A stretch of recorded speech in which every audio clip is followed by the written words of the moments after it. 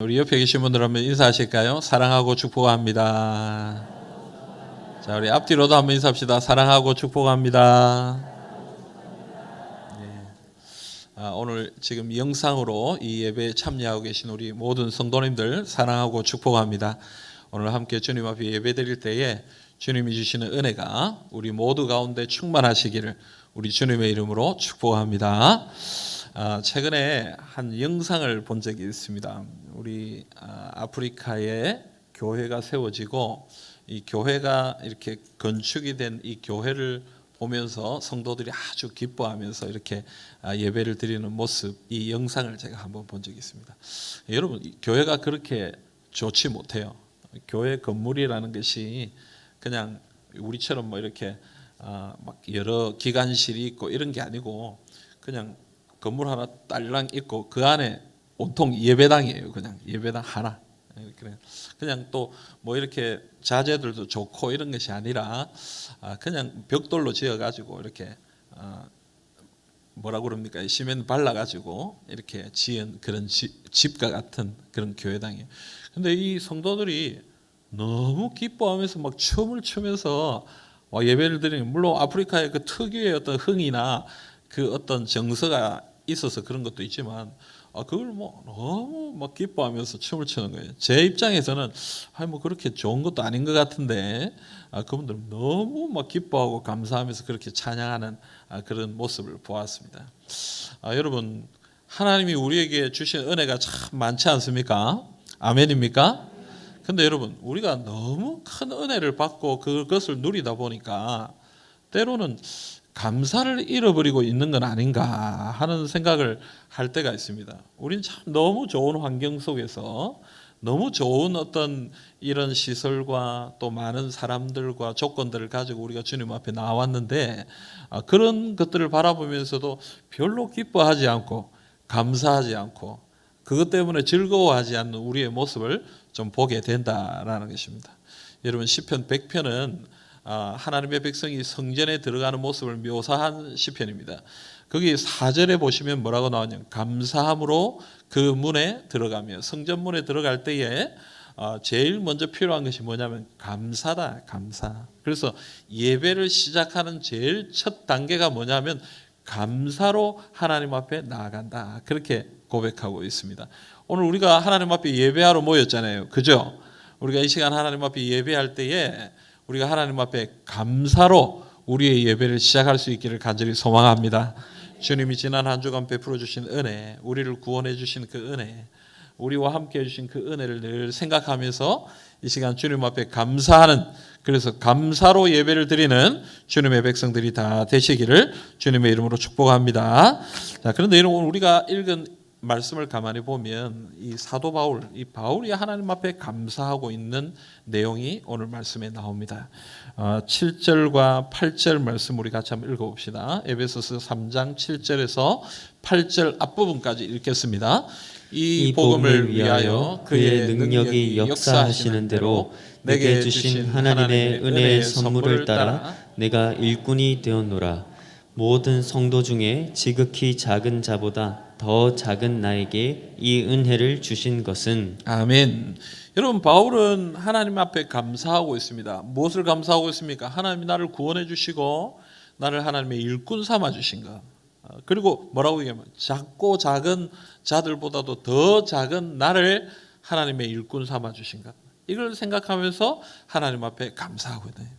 여러분, 오늘 우리를 구원해 주시고 주님의 전에 주님의 예배당에 이렇게 불러주시고 하나님을 예배하게 하신 하나님께 감사하시길 바랍니다.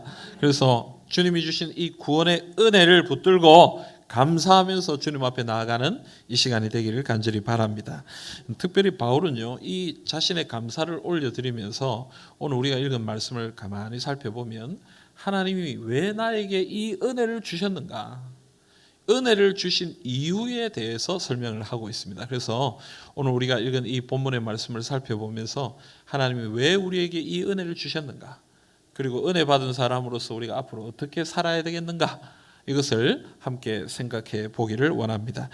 여러분, 하나님께서 바울에게 은혜를 주신 이유는 간단합니다. 지난주에도 설명을 했죠. 복음을 위해서 은혜를 주셨다 이랬습니다.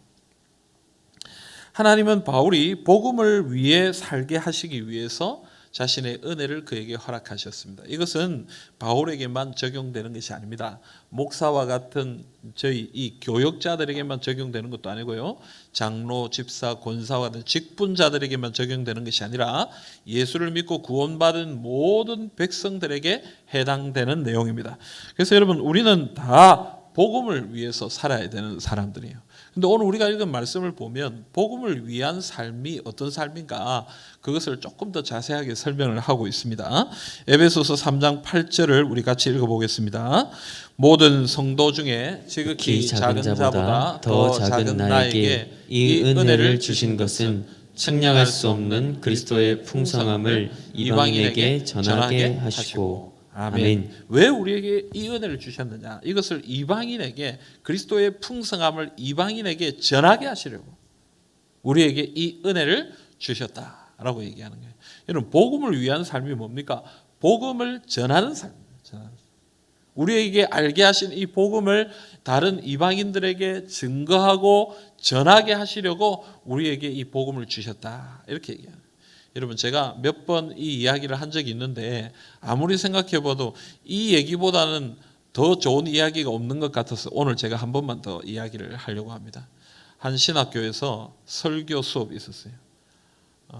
설교 수업에 나와서 설교를 해보는 거예요, 사람들 앞에서. 저도 신학교 다닐 때 설교 실습이라고 해서 우리 신학생들 앞에 두고 나와서 7분짜리 설교를 한 적이 있어요. 제일 어려운 것 같아요. 이 사람들은 은혜 받으려고 앉아있는 사람들이 아니라 뭐 하는 사람들이에요? 설교 잘하나 못하나 이렇게 보고 있는 사람들이, 다 신학생들이.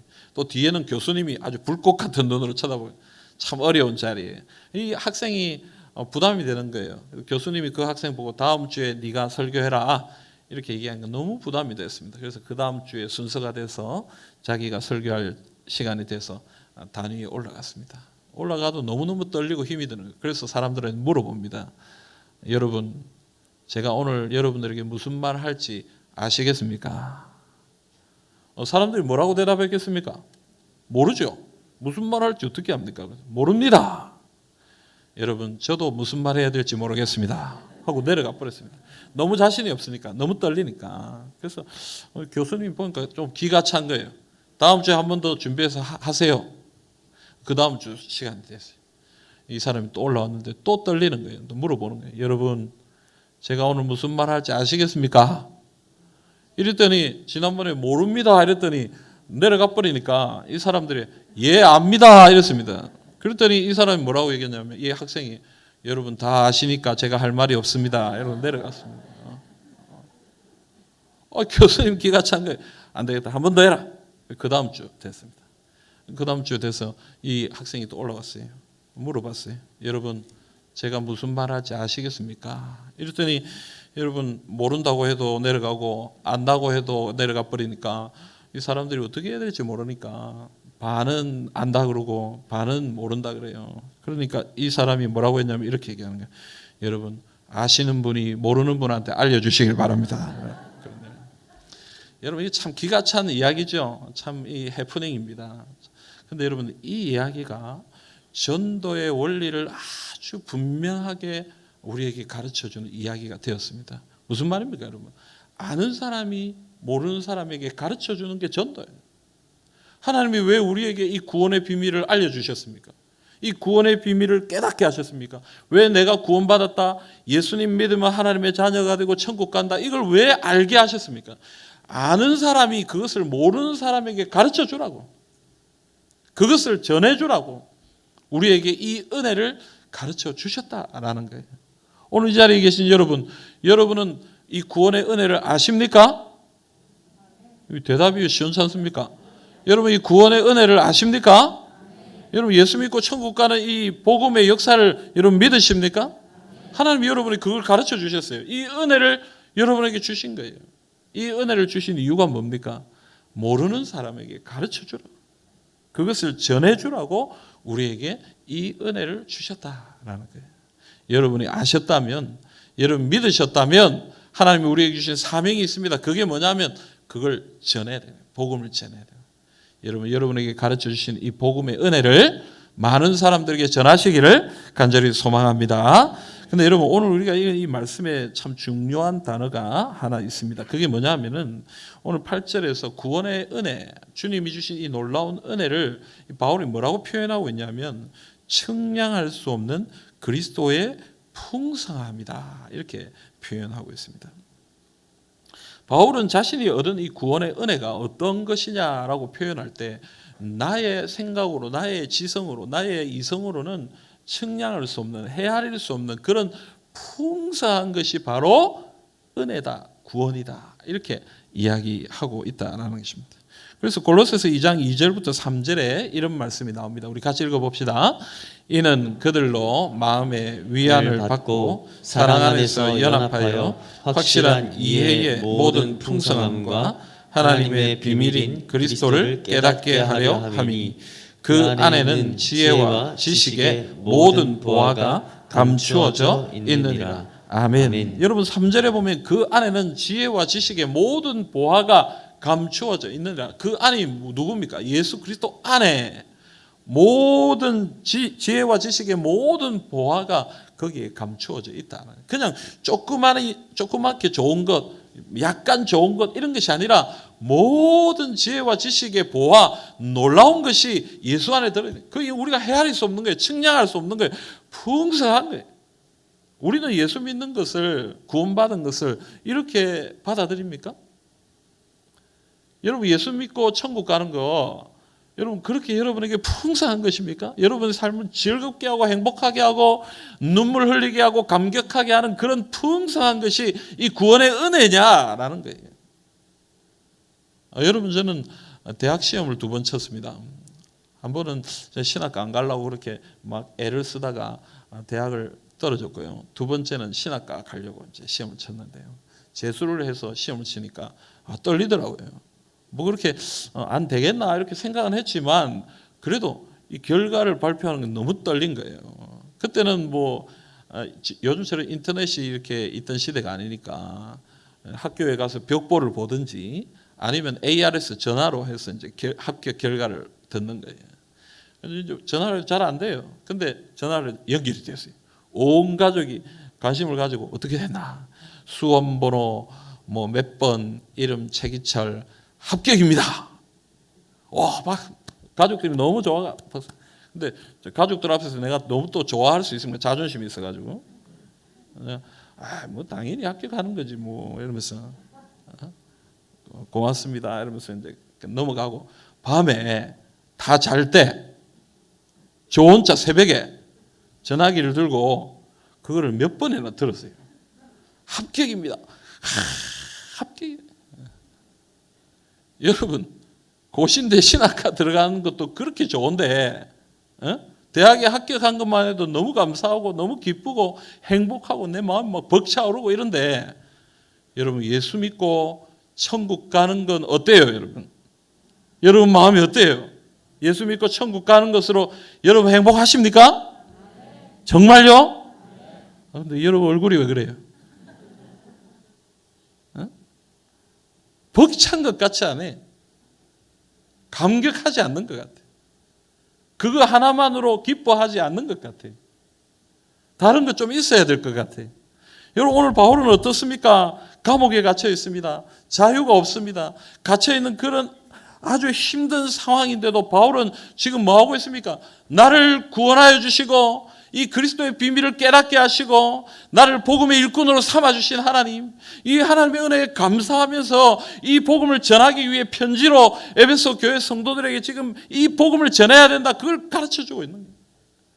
내가 구원받은 이것이 얼마나 놀라운 것인지, 내가 그리스도의 복음의 일꾼이 된 것이 얼마나 놀라운 것인지, 하나님과 이렇게 교제하는 것이 얼마나 감사한 것인지, 내가 혹시 여기서 죽는다 해도 나는 천국에 가니까 이 천국의 소망이 얼마나 위대한 것인지, 바울은 이것을 알고 있었기 때문에, 그것을 느끼고 누리고 있었기 때문에, 그가 어떤 상황과 형편 가운데 있다 할지라도 두려워하지 않고 낙심하지 않고 지금 이 기쁨 가운데, 이 즐거움 가운데 살아가고 있는 것입니다.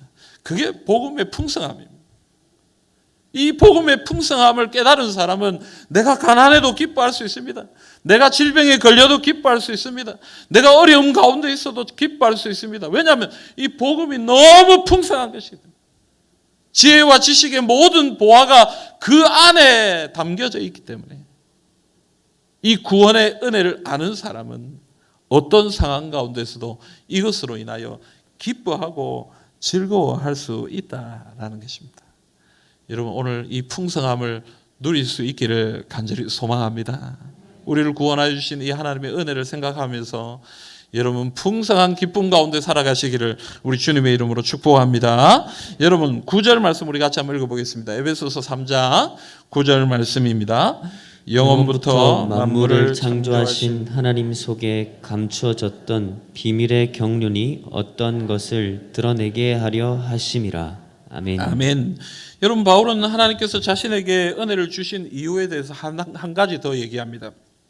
그게 뭐냐면 하나님 속에 감추어졌던 비밀의 경륜이 어떠한 것인지 드러내게 하려고. 여러분, 이 비밀이 뭐라 그랬습니까? 에베소서 1장 10절에 보면 하늘에 있는 것이나 땅에 있는 것이 다 그리스도 안에서 통일되게 하려 하심이라. 이게 비밀입니다. 여러분, 예수 그리스도를 믿는 자들은 이방인이든 유대인이든지 다 어떻게 된다는 거예요? 성도로, 교회로 하나 된다는 거예요. 복음으로 인해 우리는 하나 된다. 이게 그리스도의 비밀이에요. 이것이 어떤 것인지를 사람들에게 알려주는 것, 이게 은혜를 주신 이유다. 오늘 말씀은 8절과 비슷한 얘기를 하고 있는 거예요. 그런데 여러분, 이 9절에서 우리가 중요한 게 뭐냐면, 오늘 우리 개역 개정 성경에는 나와 있지 않습니다만은 원어 성경에 보면 거기 어떤 단어가 하나 더 들어가냐면 모두에게라는 단어가 들어있어요. 8절에는 이방인에게 전하게 하시려고 이 은혜를 주셨고, 9절에는 모든 사람에게 이 은혜가 어떤 것인지를 드러내게 하시려고 우리에게 이 은혜를 주셨다는 거예요. 그래서 여러분, 우리가 해야 할 일이 뭐냐? 우리가 해야 할 일은 이 그리스도의 풍성함, 그리스도의 비밀, 이것이 누구에게 전달되도록, 모든 사람에게 전달되도록 그 일을 감당해야 되는 것이 우리에게 은혜를 주신 이유다라고 하나님이 얘기하고 있는 것입니다. 사랑하는 성도 여러분, 하나님이 우리에게 은혜를 주신 것을 믿습니까? 그렇다면 이 은혜를 받은 사람으로서 우리가 해야 할 일은 이 은혜를 모든 사람에게 전하는 것입니다. 지금 코로나19로 힘들고 어려운 상황이지만 바울은 지금 감옥에서도 이 복음 전하고 있잖아요. 여러분, 우리가 못한다, 안 된다 이러지 말고 어떤 상황 가운데서도 내가 누리고 있는 이 그리스도의 풍성함, 이 그리스도의 비밀을 증거하고 전하는 하나님의 백성들이 다 되시기를 주님의 이름으로 기원합니다. 하나님께서 은혜를 주신 두 번째 이유는 10절에 나오고 있습니다. 우리 10절을 한번 읽어봅시다. 이는 이제 교회로 말미암아 하늘에 있는 통치자들과 권세들에게 하나님의 각종 지혜를 알게 하려 하심이니. 아멘. 여러분, 두 번째 이유도 앞서 말한 첫 번째 이유와 비슷합니다. 하나님의 각종 지혜, 이 구원의 역사를 이루시는 각종 지혜를 알게 하기 위해서 우리에게 이 은혜를 주셨다. 그런데 여기서 우리가 좀 생각할 것은 뭡니까? 하나님의 지혜를 앞에 뭐라고 표현하고 있습니까? 각종 지혜다. 각종은 다양한 걸 얘기하는 거예요. 다양한 하나님의 지혜. 하나님이 우리에게 이 구원을 주시기 위해서 어떤 일을 하셨는가, 어떤 지혜를 행하셨는가, 그 다양한 지혜를 알게 하려고 우리에게 은혜를 주셨다. 여러분, 로마서 11장 33절에 보면 깊도다 하나님의 지혜와 지식의 풍성하며 그의 판단은 헤아리지 못할 것이며 그의 길은 찾지 못할 것이로다. 하나님의 지혜와 지식은 깊고 풍성해요. 우리가 이해할 수 없는 거예요. 오늘 이 자리에 계신 여러분들, 우리 다 일률적으로 똑같은 방법으로 구원받았습니까? 예수 믿었습니까? 아닙니다, 여러분. 하나님이 어떤 사람은 믿는 가정에서 태어나게 하셔서 예수 믿게 하시고, 어떤 사람은 병을 얻어서 그 병 때문에 예수 믿게 하시기도 하고, 어떤 사람은 사업이 망해가지고 그 사업이 망한 것 때문에 예수 믿게 되기도 하고, 어떤 사람은 친한 친구를 통해서 예수 믿게 되기도 하고. 여러분, 하나님이 우리를 불러주신 방법과 여러 가지 일들은 다양합니다. 하나님은 그 지혜와 지식의 풍성함을 가지고 우리를 구원해 주셨다. 그 지혜가 이러하다라고 그렇게 표현하고 있는 것입니다. 여러분 2016년 3월 9일부터 15일까지 어떤 일이 있었냐면은 우리 바둑 선수 중에 제일 바둑을 잘 둔다고 하는 이세돌 구단과 우리가 잘 아는 알파고 컴퓨터하고 이 바둑을 둔 일이 있습니다. 5번 대국을 가졌는데요. 이세돌 씨가 이세돌 구단이 바둑 두기 전에 내가 적어도 한 4번이나 혹은 5번 내가 이길 거다. 그렇게 얘기를 했는데 실제로 결과가 어떻게 됐냐면 알파고가 4번을 이겼어요. 이세돌 구단이 1번 이겼어요. 많은 사람들이 그래도 바둑은 이 수가 다양하고 이건 컴퓨터가 이것까지 다 할 수 있겠느냐 이렇게 판단을 했는데 컴퓨터의 이 능력이라는 것이 이제 인간의 능력을 뛰어넘는 거예요.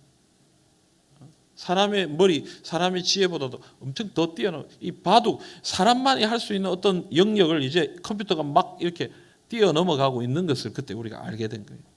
근데 여러분 우리가 한 가지 생각해 볼 것이 있습니다. 컴퓨터가 그렇게 발전하고 발달한다 할지라도 이 컴퓨터의 지혜와 컴퓨터의 능력이 하나님의 지혜와 하나님의 능력보다 높은 것인가?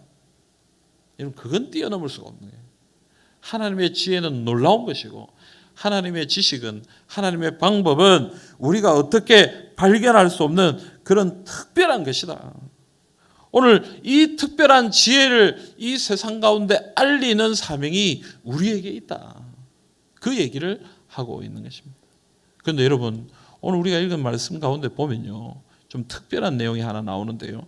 이것을 누구에게 알려야 하느냐? 이 하나님의 지혜를 누가 알게 해야 되느냐? 그걸 말하는데 뭐라고 하냐면 하늘에 있는 통치자들과 권세들에게 알게 해야 한다. 그렇게 얘기합니다. 여러분 하늘에 있는 권세자들과 통치자들은 누굽니까? 뭐 여기에 대해서 얘기하려면 사실 좀 이야기가 많습니다. 그러나 간단하게 얘기하면 에베소서 6장을 보면은 6장을 보면 이 존재들이 어떤 존재인지를 알게 됩니다. 여러분 에베소서 6장 12절 말씀을 우리 같이 한번 읽어보겠습니다. 에베소서 6장 12절입니다. 우리의 씨름은 혈과 육을 상대하는 것이 아니요 통치자들과 권세들과 이 어둠의 세상 주관자들과 하늘에 있는 악의 영들을 상대함이라. 아멘. 자 여러분 여기서 말하는 하늘에 있는 통치자들과 권세들은 에베소서 6장 12절에 나오는 이 악한 영들을 얘기하는 거예요. 하늘에 있는 이 세상을 다스리고 있는 이 세상의 모든 부분에 자신의 영향력을 미치고 있는 이 악한 존재들 사단과 그의 모든 세력들을 이야기하는 것입니다. 그런데 오늘 말씀 뭐라고 얘기하는 거예요? 교회로 말미암아 하나님의 지혜가 이 악한 영들에게 알려지게 하려고 우리에게 은혜를 주셨다는 거예요. 하나님의 능력이 누구를 통해서 마귀에게 전달되느냐? 우리 교회를 통해서, 교회의 모습을 통해서, 교회의 역사를 통해서 하나님의 이 구원의 역사가 증거되고 전달된다라고 오늘 말씀이 이야기하는 거예요. 여러분 어려운 가운데서 교회가 사랑으로 하나 되고 환난을 당해도 믿음으로 일어나고 복음을 증거하고 부흥하고 성장하고 하나님의 역사가 나타나는 그런 교회의 모습을 통해서 악한 사단이 그 교회의 모습을 보면서 아 하나님 살아계시구나, 하나님의 역사가 이렇게 나타나고 있구나 하는 것을 깨닫게 된다. 그래서 오늘 바울이 에베소 교회 성도들에게 뭐라고 권면합니까? 에베소서 3장 12절부터 13절에 보면 12절부터 13절에 우리가 그 안에서 그를 믿음으로 말미암아 담대함과 확신을 가지고 하나님께 나아감을 얻느니라. 그러므로 너희에게 구하노니 너희를 위한 나의 여러 환난에 대하여 낙심하지 말라. 이는 너희의 영광이니라. 아멘. 여러분 오늘 이 시대에 우리가 어려움을 당하고 환난을 당하지만 바울이 뭐라고 얘기하는 거예요? 너희들은 믿음으로 말미암아 담대함이 있고 확신이 있다. 담대해라 이렇게 얘기하는 거예요. 여기에 담대하다는 말은 말과 관련된 단어예요. 그러니까 담대하게 뭐라도 얘기할 수 있는 어떤 말이라도 말할 수 있는 하나님께 나아가서 말할 수 있는 그런 믿음과 은혜와 능력이 우리에게 있다는 거예요. 그래서 우리가 힘든 상황과 형편을 당해도 주님 앞에 나가서 기도하고 주님 앞에 아뢰이면 주님이 우리에게 은혜를 주시고 우리를 보호해 주시고 우리를 지켜주신다는 거예요. 그러니까 담대해라. 그리고 너희들에게 환난이 있더라도 염려하지 마라. 낙심하지 마라. 도리어 그게 너희에게 영광이 된다. 그렇게 얘기하는 거예요. 여러분, 교회가 어려움을 당하지만, 악한 사단이 교회를 공격하지만, 그러나 그 어려운 상황 가운데서도 우리가 받은 이 구원의 은혜를 붙들고 하나님 앞에 기도하면서 이 환난을 이겨내고 성장하고 부흥하고 서로 사랑으로 하나 되는 그 모습을 통해서 악한 사단이 놀란다는 거예요. 아, 하나님이 역사하고 계시는구나. 하나님이 이 교회를 지키고 계시는구나.